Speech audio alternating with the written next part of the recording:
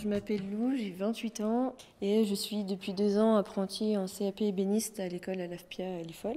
Dans le CAP, on apprend à travailler le panneau comme le massif, donc le bois massif. J'ai quitté un poste d'assistante marketing pour un site web pour changer complètement de voie et venir là faire du travail manuel, travailler le bois. Là, l'objectif, c'était de fabriquer des meubles, d'être vraiment dans de l'agencement.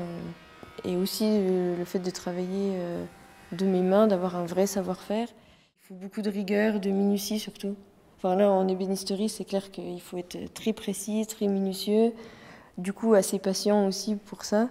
Ici, à l'école, j'apprends surtout les bases, j'apprends à reprendre tout vraiment, on va dire, depuis le début, à savoir faire les choses déjà d'abord manuellement, puis ensuite avec les machines.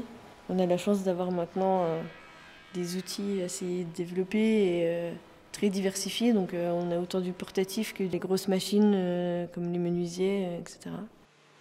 Mon compagnon est menuisier de base. J'étais fascinée par des outils, des machines qui me montraient, plutôt que de regarder des bagues ou des bijoux, je commence à regarder plutôt les mèches, les forêts, les choses comme ça. Et du coup, il a fini par m'acheter une scie à ruban à mon anniversaire. Et je me suis vraiment éclatée avec ça, quoi.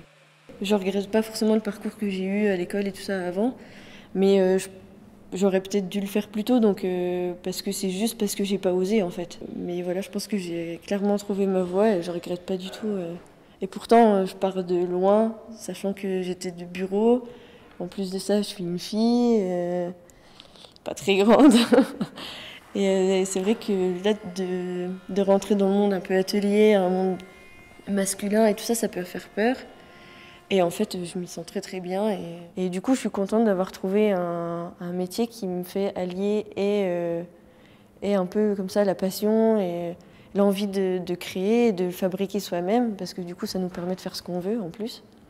Ce qui est génial avec le bois, c'est qu'on peut faire tout ce qu'on veut, quoi. Ça se transforme dans tous les sens, de toutes les manières. Et en fait, la moindre chute peut être utilisée pour autre chose et on peut le travailler de tellement de manières différentes que j'ai l'impression que même dans 30 ans, j'en aurai encore à apprendre et que ce sera jamais fini et que voilà.